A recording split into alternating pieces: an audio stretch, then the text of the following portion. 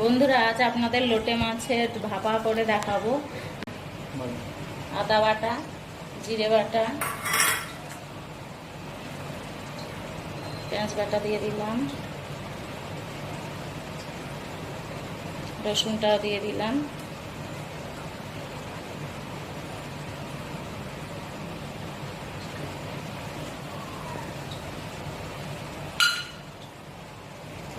টমেটোটাও দিয়ে দিলাম, হলুদ দিলাম। আপনারা গুঁড়ো লঙ্কাও ইউজ করতে পারেন।